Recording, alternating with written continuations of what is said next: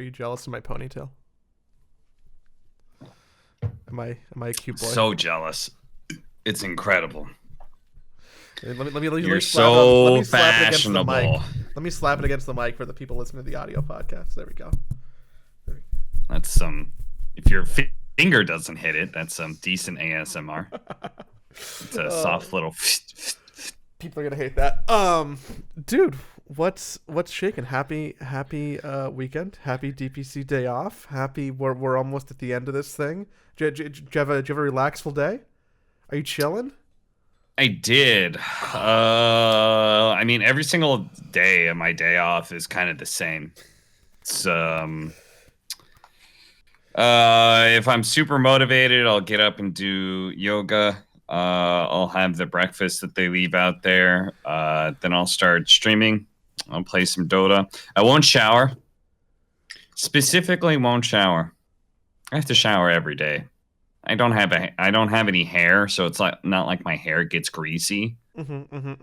And yeah, so I don't shower. I just sit here and fucking bathe in my disgustingness and play Dota until at some point in time I get a little bit bored or tired of it, or my concentration is going downhill, so I know I'm going to lose more games. And then I watch the rest of the show, which usually there's some sort of European game that I'm interested in. Today there was 2 really good matches. We had Secret versus Alliance as the last one, and then before that was Viking GG versus OG, which actually turned out better than I expected because Viking GG actually won. Is that because Viking GG is like finally turning it on? Like, I think people expected them to be doing better than they're doing right now, at least if you look at the rankings. But I don't know how to think about OG either, because I've watched them be like, dude, that team's great, and also be like, man, that team's weird. Yeah, they're inconsistent. They just don't really seem to have the same kind of staying power with mid one compared to Anna, to be brutally honest. That feels fine. I mean, comparing anyone to Anna feels like a like a hard proposition, right? Like yeah, I think it's just another one of those situations where you put a player into a different role and they just do not shine as much. Especially mid players to carry, I feel like is kind of always a bit of a bumpy ride, because mid players have so much agency. I think 2 to 4 is a really natural transition. But like the 2 position, you get so much farm and levels out of mid, and you feel powerful, and you go around, do things, and make things happen with your team. And you can turn into a carry, but usually you use your strength in some way to influence the game early on, and you can be a little bit more liberal. You don't have to protect your lead so much. Whereas carry, it's very much about farming rotations and protecting your lead and making sure you make like good macro plays where you rotate at the right times, or you know when to leave your lane to go hit jungle creeps. Like, that's not interesting mid player stuff, like to know at 5 minutes and 30 seconds that you need to leave as opposed to 7 minutes because you're going to get rotated on, that you should just hit jungle. Like I feel like a lot of mids suffer moving from that position to carry. If they downgrade to 3 or 4, I think they have a better chance, actually. I just assume that the mid player mindset is always it's about me, which is kind of, a little bit more prevalent in pubs than high level competitive play. But how do those people get so good, right? They play all those pubs to get that good, and they're like, it's all about me. So suddenly once you leave and you have to just, not be that person, you're no longer the focus. You're no longer the quarterback. I actually think it's kind of the opposite, where in the game, you need to be more selfish about your game. You need to protect your game more as a carry. You can afford, like, one of the best signs of a good mid is a high kill amount. One of the best signs of a good carry is a low death amount. it's like they're you know, I think that's like the simplest way to think about it. Is that carries need to make sure they're not dying, that they're always hitting creeps, that they're always farming, because the game will rest solely on them at some point in time. But for the first like 20 minutes, very often their contribution is hitting creeps in the right areas. Whereas mids, they have this agency to go around and do things, and they can trade themselves for, you know, kill for kill or kill for 2 kills, or to make that play to get that tower, you know. And yeah, a lot, and it is, you know, in pubs especially, they are very, very selfish. Mid players are. They always want you to protect power runes and focus on helping them in their lane and stuff like that. But I think professional mids are a little bit more open to just being active and willing to die. And I think that's a bad trait for carries. Maybe the word I'm thinking for, and I'm misclassifying this as selfish when I really want to say flashy. Yeah, no, for sure. Carry is a much less flashy role for the first like 25 minutes of the game. You know, it's you are a, you know, it depends on what your draft looks like, but more often than not, you are a footnote in the first 20 minutes. The important people are the 2 and 4, and sometimes the 3, sometimes the 5. You know, and we're looking at this game right now. Before we were recording, we're watching Alliance and Secret, and I don't want to beat a dead horse because I think we've talked about this at least in passing for weeks at this point. But it's 4 p.m. in California. The last game. I mean, to be honest, today didn't go that badly considering all the games. Okay, the first game did not go to 3. But the upper division matches, it was a 2-0. They had to wait 15 minutes in order for the next game to start. And then both of those games went to game 3.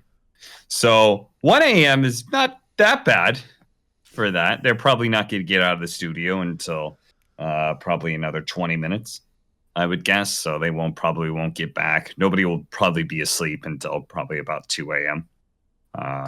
Which, to be honest, that's been kind of my sleeping area, 2 a.m. to 3 a.m. every day. It's fine. You're gonna go in. You're gonna go in tomorrow fresh. We finally got this week. We got a couple days ago the reveal of what all the games are gonna be for week 5 and 6. Yes, and it's you know, as designed, makes me semi-interested in some of these week 6 matches.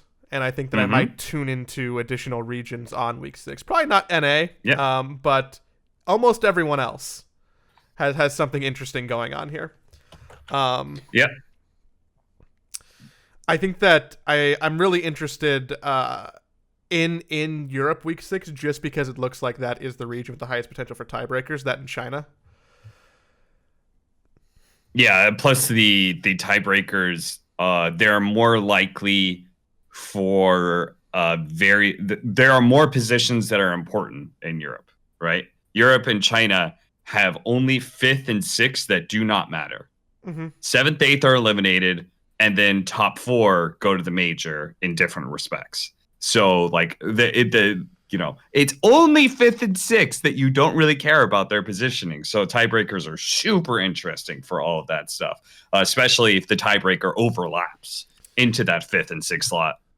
Yeah, because even 5th or 6th are on the bubble. Like, although they don't matter themselves, like the difference between 6th and 7th matters, and the difference between 4th and 5th matters. So basically, nearly every position that could be locked up could do tiebreakers. Do we know how they're going to go about doing that? Just more best of 3s on like week 7, or there are elimination matches, and I believe there's extra time on the schedule for week 6, or maybe there's supposed to be scheduled for week 7. Well, we already have all of our flights. They can't just kick those back and be like, hey, actually, we got tiebreakers to play. Yeah, we already have all of our flights. I'm not staying till the end of the broadcast. They didn't need me. Moxie's going to be leaving. quite soon, actually. And then T-Gov's also going to be leaving soon. I think me and Moxie might leave on the same day, actually, because they don't need us towards the end, because it's like there's like 3 best of 3s in total over the course of like 3 days or something like that. So yes, so there should be types positions for tiebreakers at that point, because I know the days are very free. So, and I know there are tiebreaker matches, and I'm pretty sure there are tiebreaker rules and tiebreaker matches, and the matches, I believe, are if it determines whether or not you're going to the major, or if you're being eliminated / upgraded. I don't know if there are tiebreaker matches between the major slots. I think there might not be. But that'll be like so not strength of schedule, like head-to-heads tiebreakers. Yeah, it'll be head-to-head, whatever the tiebreaker rules are. Which head-to-head is a very big part of it, because I believe Burjui is almost like mathematically, or sorry, not Burjui. There are a couple of teams who are 0-5 now, Metaphor Pro in the lower division. I believe they're almost mathematically eliminated because they lost to both the other 2 teams that they could potentially tie with. So I believe they could be out unless it's a 3-way tie, in which case there will be elimination matches. But yeah. But if it's a difference between second and third, and whether you're going wild card or group stage at the major, I think there isn't elimination matches. Ooh, that feels like a rough one. If for someone being on the wild card versus group stage bubble. Oh, here it is. If there is a tie among the dividing line, a best of 1 tiebreaker will be played upper division and the remain elimination. So yeah, that was correct. Well, best of 1 too. That's extra spicy. That makes it even more fun. Oh yeah. It's very like a best of 1 to get kicked out of upper division. Yeah. Oh boy. A best of 1 to determine if you That's like it doesn't. It does. It says upper division. Oh no, never mind. Well, someone call the referee. It specifically says upper division / remain and remain elimination. It doesn't say major, but I assume that's implied. I would assume so, but. And then the tie-breaking rules start with points amassed between the tied participants, which includes games 1. Map difference between the tied participants. Okay, that's the games 1. Overall map difference, and then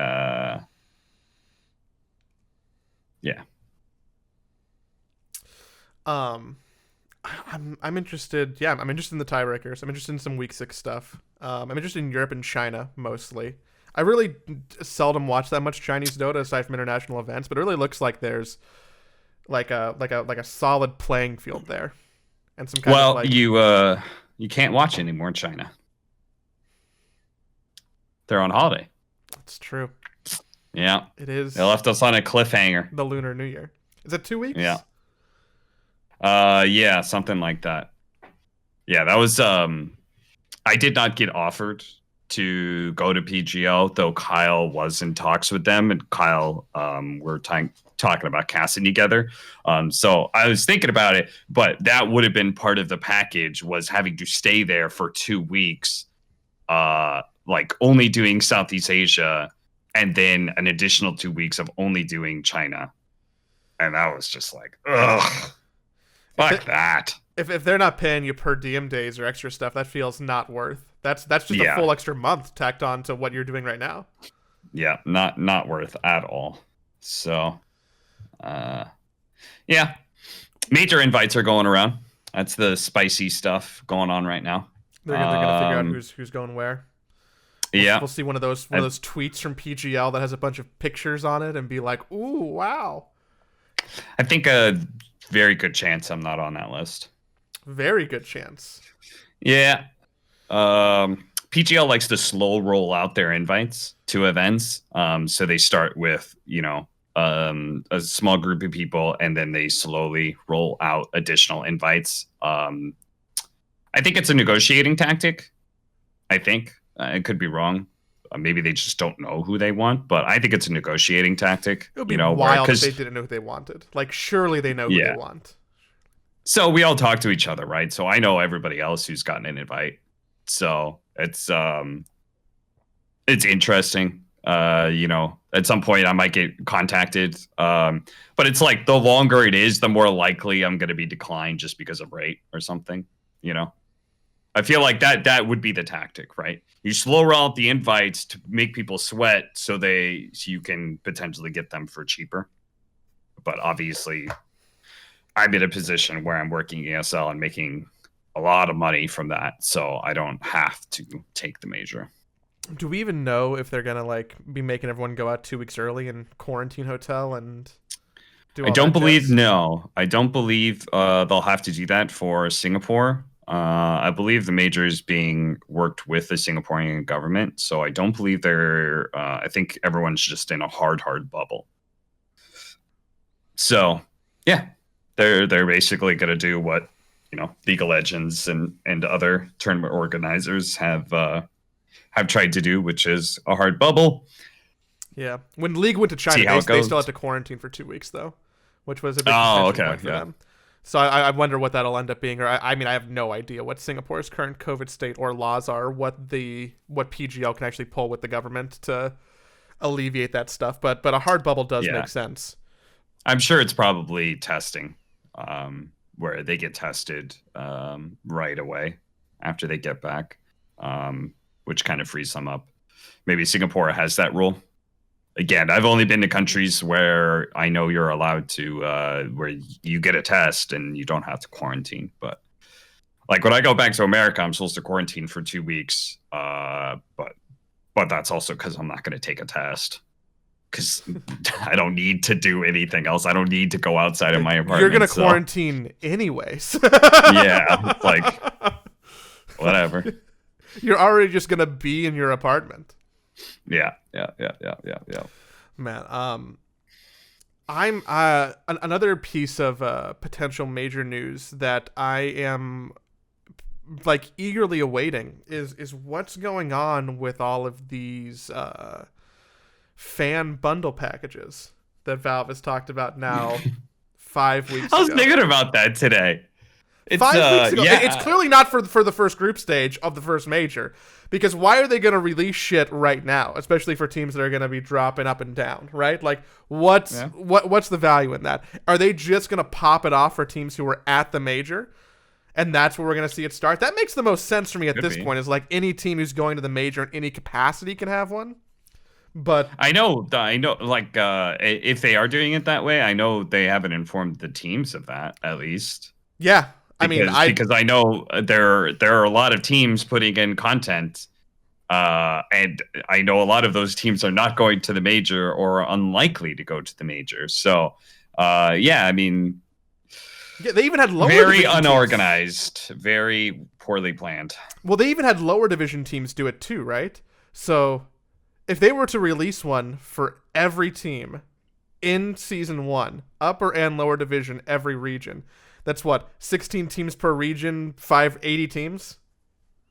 Yeah, that they're getting submissions for. Like, I don't know why they would do lower division teams. Honestly, I agree. Yeah, I feel like that makes no sense. I think it almost is just an appeasement of people being like, well, we want to support the tier 2, tier 3 community, and Valve's pretty much like, all right, bet, go for it, put your money in. Go ahead. Support the tier 2, tier 3 seed. I fucking dare you. Oh, what? Nobody's buying them? Oh, there's been 10 fucking packs for Shitter GG, the 14th best team in North America? Oh, fucking shocker. Shocked Pikachu.jpg, right? Like, but what about the teams who probably are going to, what about Secret? Or OG? Or Liquid? Or EG? Or fucking, I don't know, Elephant or Na'Vi. Like, what the fuck's up with that? Yeah, again, I feel like this wasn't very well planned, because I think somebody was probably ambitious and wanted to do lower division teams too. Maybe just, I mean, if it was me, if I was Valve, I'd do it just purely out of spite. Again, I'd be like, all right, motherfuckers, you guys really want to support the tier 3 teams? All right, let's put that to the test. And but like you haven't put it out yet, so I feel like because it's been backlogged in some way. This was poorly planned because you probably should have just done upper division teams. Maybe that would have made this easier. Man, I don't know. Maybe that's not the thing at all. Maybe it's I don't know. Maybe it was always planned to be for the major. I mean, my knowledge, which is slightly insider but still limited, is there was never a deadline. Yeah. Too, which was like, hey, can you get us this stuff? But like, when were you supposed to get it? That feels like a crucial part of asking people for stuff, because then you can be like, well, Arkosh never turned in their assets, they don't get a fan package. Or half of the Division 2 teams didn't do anything, who cares, right? Yeah. But if you just don't, what's going to happen for the teams who haven't done anything yet because they don't know when to do stuff? And then are they just going to roll them out, but like VP's going to be missing a package? Or Viking GG's not going to have one because they didn't know when to finish? Like, it feels like having a deadline is crucial to this process.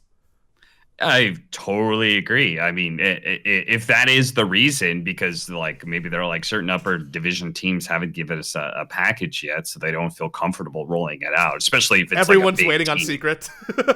Everyone's waiting on Secret, or maybe like some of the Chinese teams, maybe there's some communication issue there, or maybe you're just missing like most of the teams out of a region like South America or Southeast Asia.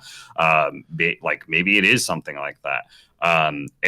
But it's just like you got to give these people a deadline.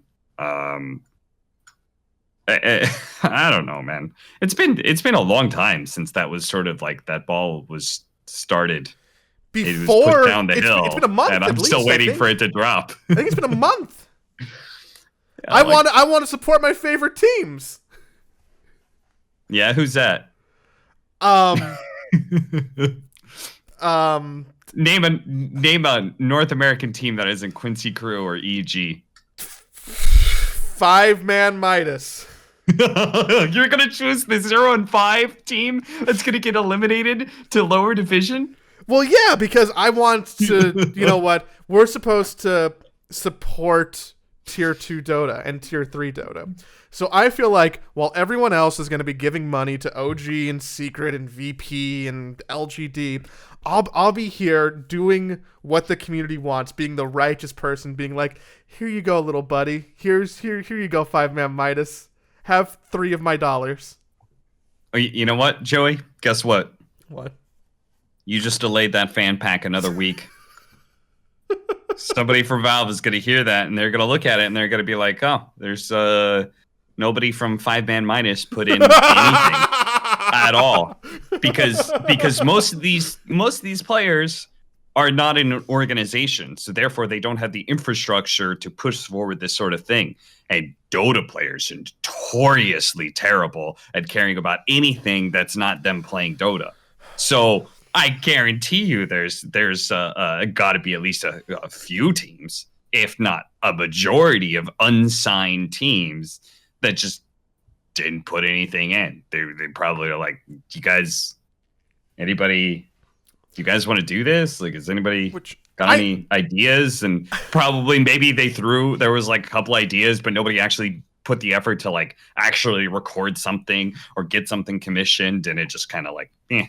So I understand that I am not a professional Dota player, but I couldn't imagine like not having the business acumen to be like, oh, hey, this might be worthwhile for us, at least a little bit, to put in a couple hours of work. Because I know that if you're looking at fan packs, there's going to be like a very high variance of submissions. I bet you that EG is going to put a lot of work into it and really leverage Arteezy. I bet you that Liquid has a whole infrastructure of staff, of artists who they can leverage on this, of content people who they can leverage on this. I know this because these people are me, to like make something highly produced, right? Uh-huh. I know that Secret probably will easily hire people, and so will Alliance, and so will Nigma to do this. Navi has a team of people to do stuff. I don't know how you expect, like, a Quincy crew, like, what are they going to do? Are they going to be like, hey, Jack, can you help me? Okay. Well, you talk about, like, not having the business acumen to, like, put something together. Okay. And you reference Quincy crew. What about every other team that's below Quincy crew? Below, let's say, four Zoomers. They don't. They're just 5 people, right? Like, they don't need a coach. 5-man Midas. Yeah. Like, as 5-man Midas, are they actually going to get anything out of this? Like realistically, is there a fan base that is supporting them? No, because their players are mostly unknown. Their team was put together. Their team was a stack that was put together. Fucking, you know who carries these teams? There are lower division teams that are going to be more popular than upper division teams because lower division teams have like streamers sometimes. And NA, there's like Lil Nick. That kid streams, you know, and he's got a fan base. So people are going to want to support his team. Yeah, he's in lower division. I think his name is Dog Champ or something. Oh, something like that. That's cool. Yeah, they're doing pretty well. But it's like, you know, like he's going to have to, but like 5-man Midas, as far as I know, nobody on their team streams. And I don't think anybody on the other team that is, Black and Yellow has Jubei who streams, so there will be support for them. But I'm not sure if A Team. I can't think of who's A Team. Undying has like Moon Meander and Dubu, so like lots. There'll be lots of support for them. But like, if you don't have streamers, if you're like relatively new up and coming players, like nobody's gonna support you. And I'm back this up with some numbers. Okay. My TI. Let's see. I'm viewing. Okay. Let's see. View lifetime. But I know that like my first time, where I had a signature. Right. That was the first time they rolled that out. Was TI4. Wow. I forgot that's Cap. Wow. Okay. Yeah. Cap gets invited to TI. Cap gets a signature inside of the game. This is also when Valve had that like kind of scummy rule where they were like, okay, you don't get any signature money until you actually like make more than what we're paying you.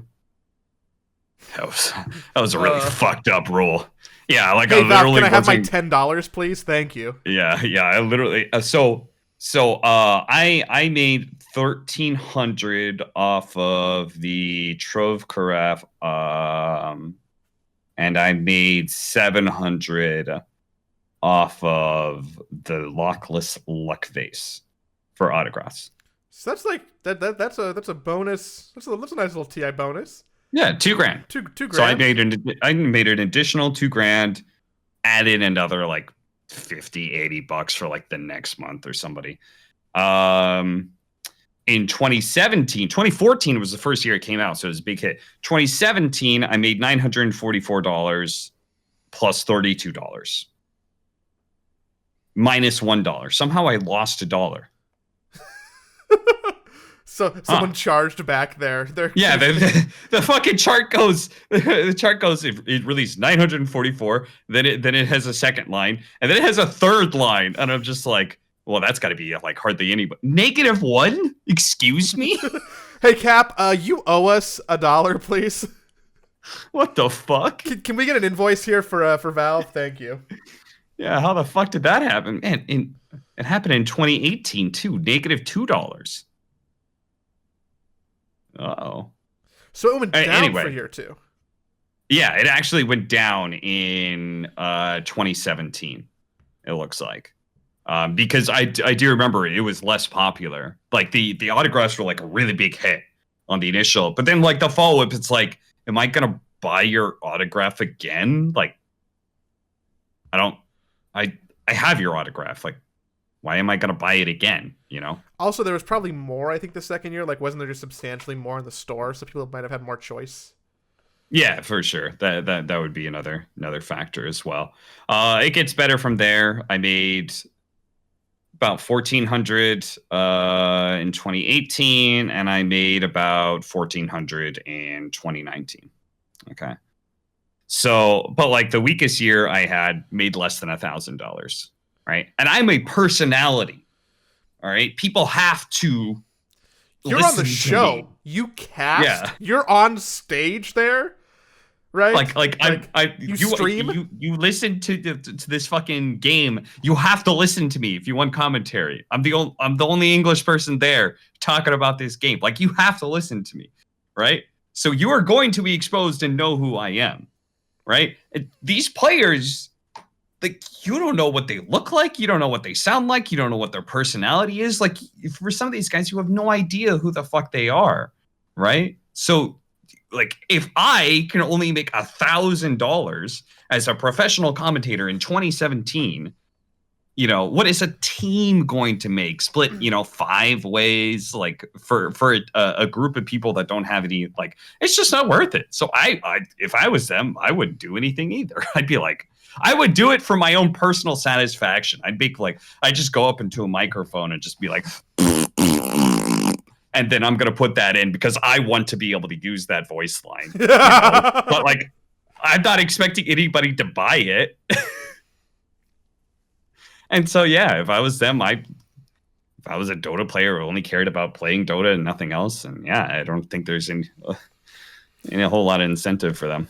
When you also put it like that, it just makes me think about you know, the rich getting richer, because what's going to happen with the fan packs is, you know, Secret is going to make a fuck ton of money. Yeah. OG is probably going to make a fuck ton of money. EG will probably make less than those two, but still a lot of money. It will make player-owned organizations more profitable. Yeah, if Nigma sells a lot of packages, like, that's gravy for them. Mm-hmm. Not sure how I feel about that. I feel like in some way it's not good. Because I feel like in many ways I feel like in some ways player-owned organizations have been a letdown for me. I feel like I was promised this like revolution, and then it just turned out they were just kind of like a shitty org. I was like, for the players, by the players, led by the players, we're gonna do content, we're gonna do all this kind of things. So they're just kind of like, eh. OG, shout out to them, have probably been the best of all the player-owned organizations when it comes to content and that sort of thing. But if anything, I just feel like player-owned means that the players are like, wait a minute, I'm the boss? Hey, me, do I have to do this interview or this video for the sponsor? No, me, I don't think you do have to. It's okay. Just go ahead and play another pub. Yeah, thanks, me. Like, I feel like that is actually what it has become. Like, I'm a millionaire and I'm my own boss. Like, do I need to do anything? No. Why am I giving money to these goddamn organizations? What do they provide me? And the answer is, depending on the organization, a lot. Like, a lot. Yeah. So I feel like the people in CIS who are hanging out, you know, with Navi and VP are probably just getting more benefits. Like being able to play together and get cooked food at a facility. You know? Yeah. Having a staff to support them, having a staff who can, you know, make sure that their voice pack gets in the game and they don't have to care about it, you know? Hey, Joey, do you think your Liquid team is profitable? What? I don't know. Okay. I mean, I'm just going to say, like, you know, Reddit commenters always are like, well, you know, if the no business is gonna keep going if it's not making any money. Like, why do people keep saying tournament organizers don't make any money? You know, like, why do people say that team owners like don't want to get into Dota? Like, what? Like, they're here. Like, they're obviously making money. Like, I just look at salaries of players and I'm just like, I cannot possibly see how that team owner who's paying for all those salaries is making more money than what they're putting into in salaries. I can't fucking see it. They have to be making like literally millions. I would put forth the hypothesis that most teams do not make money. Yes. Okay. I just wanted you to back me up on that. I just wanted would one put more voice to say that, for one more expert inside of the scene to say that. So like the fucking millions of fucking business geniuses in Reddit and Twitch chat, or Reddit actually, not Twitch chat. But like they keep on like saying the same thing. Like, these guys are just lying to us. These things don't actually make money. It's different. It's different org to org. Like I can probably look at orgs and talk about ones that I think make money. I'd probably be willing to bet that Alliance is revenue positive, because I don't know why else they would exist, because they don't sponsor any other teams. Like they just have a Dota. Yeah, they do like PUBG, right? Yeah, like so. I think Alliance they do like the cheap esports. Mm-hmm. There's a reason why Alliance hasn't like jumped into like fucking Overwatch or some shit, you know? Exactly. I'd be willing to bet that Alliance might be revenue positive. I don't know what Nigma pays its players, because they own each other, but I'd be willing to bet that they might be functioning as a business that's like mildly revenue negative. Like they're not losing a lot of money, but I bet they're probably losing a little bit money, or very close to being break even. Yeah. That's probably all I can think about. I Honestly, can't imagine any NA team I making money. whenever I think of these organizations, it's always the ones that are like more streamer heavy, more social media heavy.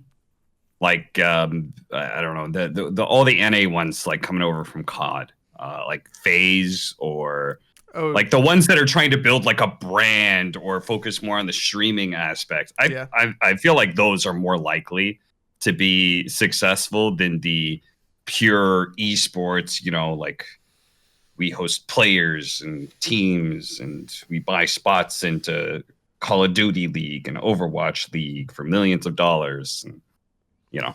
I'll send you a bit of insider info. Don't repeat this, but just react to this. Just react to this. Just look at Discord. That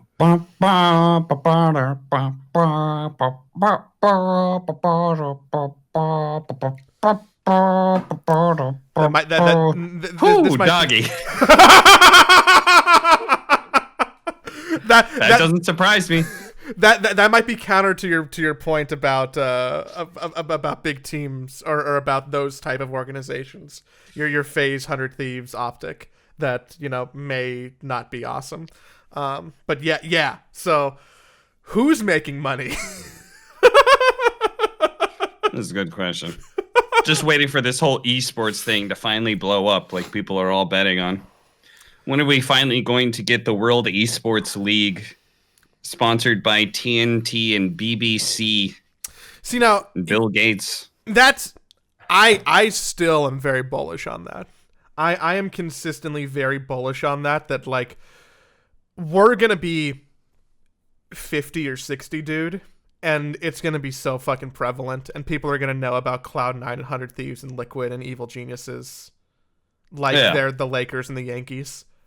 Yeah, I agree. I fully believe that's the future we're headed towards. And in order to do that, at the level that we've gotten to, which you can say the buzzword bubble, means that a lot of people are losing money. Or there's a lot of investment that's strategically losing money. But then you look at, like, Uber's never made money. You know? Like, look at all those other companies that exist in a startup / tech sphere, which you can say has overlap with esports. That just, oh my god, somebody had a hilarious comment. Somebody made a hilarious comment on Reddit about this. Yes, Reddit. Where okay, where somebody had this, you know, the standards, you know, Teller just lied to us about tournament organizing. There's no way they don't actually make money. Like is it is very often it's a cooperative relationship between talent and tournament organizer, but it also can be an antagonistic one. You know, I work for them, but I also, you know, take money from them, and I take as much money as possible from them, and they try and give me as little money as possible. Like, Yeah, they're a know, business. They make more money if they pay you less money. Yeah, so it's not good. It's not like if I say like I don't think these guys are making money, like and you know they're gifted 100,000, like I get 10K. I don't get a cut, you know, if Valve all of a sudden start gifting away money to tournament organizers. Like how is that possibly going to happen? But yeah, shit, I'm trying to find it. But it was basically like somebody made that comment, and the guy's like, "Hey, welcome to 2021. Glad you just woke up from your coma. If we'll go ahead and get you home off of your Uber drive. When you get there, you can go ahead and get your DoorDash order while you do work on your work share from home. Like, you know, just like a listing of like all of these companies that are well known for being revenue negative, right? Billion dollar companies. I think the goal is to not, like, sports teams aren't revenue negative. You know how much fucking money the Yankees make? You know, I always kind of like the thing I wonder about esports and like the whole. I agree with you that I think esports will blow up. The weird part about esports though is that like I personally do not believe in any one of these leagues based around a game because I don't believe that this generation of games is what's going to determine esports. You know, like I don't believe anybody like you buy an Overwatch spot. And so you have like from these team owners' perspective, they finally have something concrete that they can, you know, an asset that they hold, that they could sell, they can actually, you know, make money off of. They've got this partnership with the developer. The problem is like fucking who's gonna give a shit about Overwatch in 5 years? You know? Overwatch 2, maybe. Here it comes. Not this year. Not this year. So what were you? So your opinion is that the esport that is going to make esports truly esports has not yet been released and or even developed yet? Yeah, as a game. I think so. Like what like those the esport that has these sort of like super long lasting implications like sports games do, then yeah, I think you know, League of Legends and CS:GO will probably keep on for a very long time. But like CS:GO, I think actually has the best chance of just keep going because I feel like in that like CS:GO is an internal, you know, first person shooters. People will never tire of shooting people in the head, you know. That's just a fucking genre that will never die. But like MOBAs, for example, like that just kind of like gets cycled out. Somebody gets like, who cares about RTSs anymore? Any RTS players in chat? Anybody trying to fucking be an overlord and control their armies and be a strategic mastermind? Like nobody cares about RTSs anymore. And I feel like nobody's going to care about MOBAs in 10 years. I agree with your counterpoint. If there's one game that I would even point a finger at, it would be CounterStrike. That could be eternal. Mm-hmm. And because CounterStrike here's the news. Sorry, real quickly, but just like CounterStrike, they can keep doing sequels to, okay, and CounterStrike will work with technology as it increases. You get your fucking VR becomes like really fucking mainstream. You know, you put on your fucking headset and you load up your fucking fake ass gun and you're running around as a terrorist shooting people in the head. Like that is going to be CounterStrike in 30 fucking years. And people will still enjoy doing that, you know? So it's like MOBAs, I don't see them having that jump, right? It's going to be something else. It's going to be some other different kind of genre. One day we'll all make a lot of money, right, Cap? That's the esports promise. Everyone's going to be rich and fine. I don't know. Okay. You might make a lot of money. I'm still... Your career is not tied to Dota. Mine is. I think that if I ever really make a lot of money and have like a crazy house or like multiple Teslas or like whatever you want to imagine as being like wealthy, I truly think it's going to come from traditional media. Like I produced a big movie. That's where I assume if that happens to me, which isn't my goal necessarily, by the way. Like it would be nice, but I'm not sitting here being like, how do I become a multimillionaire? Do you want to be a movie director though? Not really. Okay. Do I want to be a television director? Yeah. So I mean, you know, we can flop that around. But if I was directing or producing, like, just say something to the caliber of The Wire or Breaking Bad or Fargo, or put anything in there that's been really zeitgeisty and good. Like, I think that's probably how I might become a one percenter. I don't know if that ever really happens in esports, Mm-hmm. but here's hoping. I think a lot of people have that delusion, though, where like, if I'm still on the ground floor of esports, which I don't even know if we can call this the ground floor anymore, we're at least a couple levels up. Like, I'll just I'll be there when it explodes, and then I'll have all this money and fame, and I don't really think that's the case. I think it's gonna be big, but I don't think there's a lot. I think there's a lot of people who might be just in it for not always the right reasons.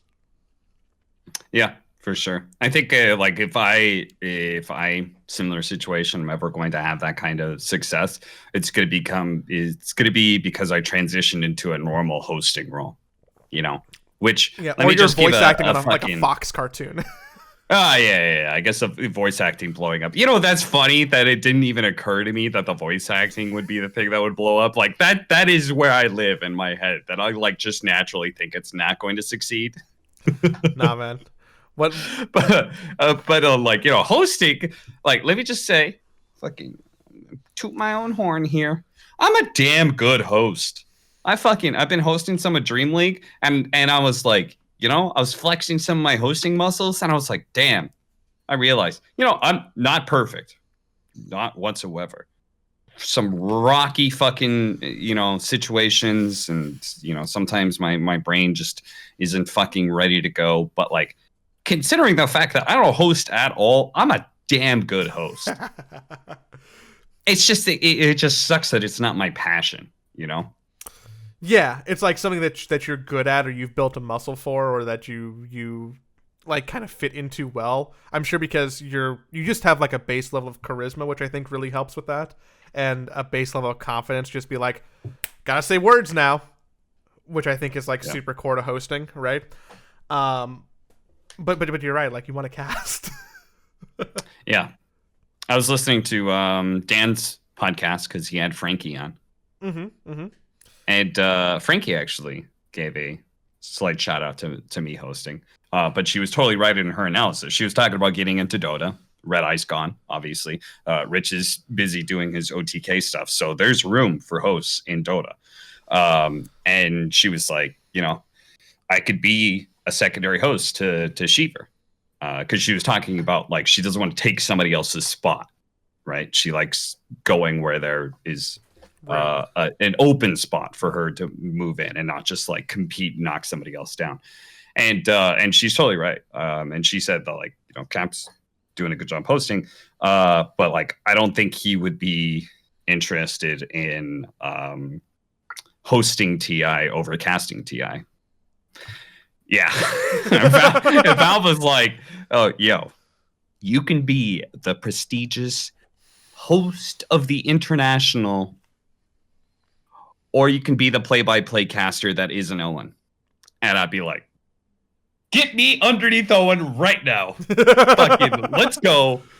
Grand finals, who gives a shit? Lower bracket finals is all good, Valve Daddy. I'm okay with that.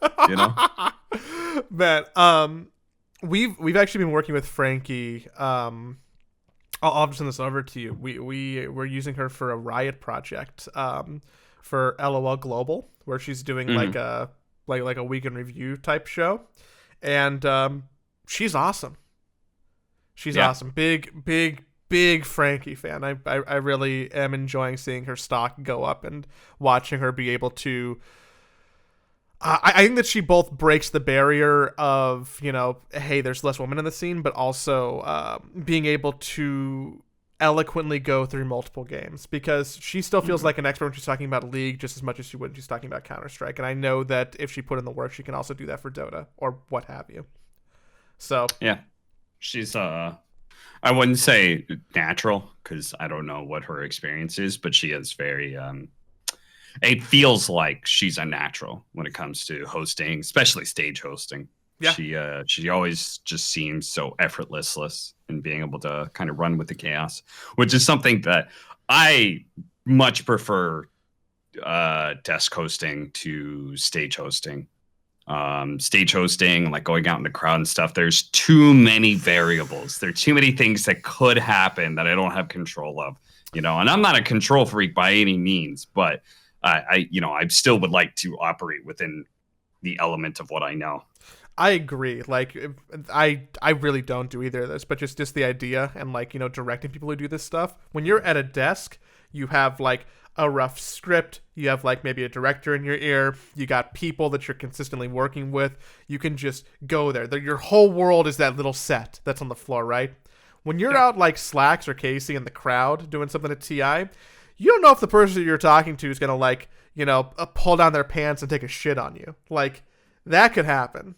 And there's a certain amount of like randomness that comes with interacting with what might be an esports event, sometimes crazy people. And you also have to be like totally like on another level willing to be embarrassed.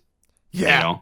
You just have to be able to wallow in that. I'm okay with embarrassing myself, but like I don't think I can quite wallow in it.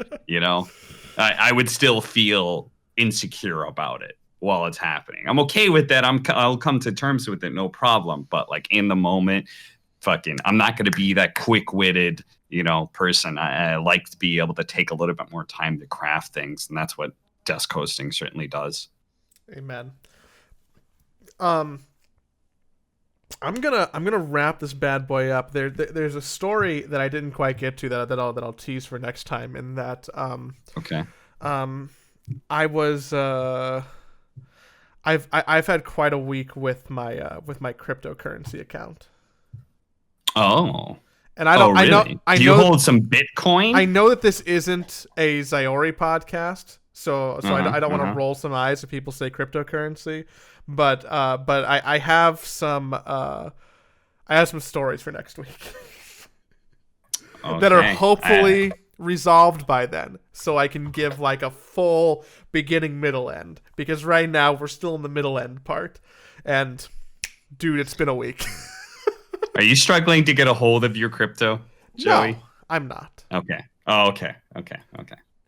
I'm okay, I think. Maybe. I won't bury the lead. But until then, keep watching the DPC. Cap is going to be there for week 5. Might not be there for week 6. So I mean, if you want to get your reps in, if you want to see him on stage and be like, "What, Cap's hosting?" Tune into the DPC. It's great if you're in America for some reason still. And then we'll see y'all next half of week 6. I'll be there for half of week 6. Okay. Yeah. So you're still there for like another week and a half. Yeah, they basically they leave me out of like the last 2 or 3 days. Okay. Well then, get your cap reps in while you can, and follow us on all your favorite podcast platforms. And listen to us when you play pubs, and tell your friends about us. By the way, I ran into a lot of Naga Sirens in the games that I was playing this week, Cap, and they were insufferable. Yeah. Yo, shout out to Naga Siren on 7.7K, baby. I'm so close to 8K, which I didn't think I could ever actually get, but MMR is inflated right now, and I'm on a fucking run right now. I fucking played a bunch of games today, played 7 games. Only went up 1 game's worth, but still, I'm closer. 773. I'm fucking flying up there, baby. I think you're the gonna hit highest MMR of anybody here. I fucking beat out T-Gov. Fucking Kyle's left in my dust. I'm coming for BSJ next. You're gonna hit it, dude. You're gonna hit AK, and you're gonna be like shit. Oh yeah, I'm gonna quit Dota. Never touch the game again.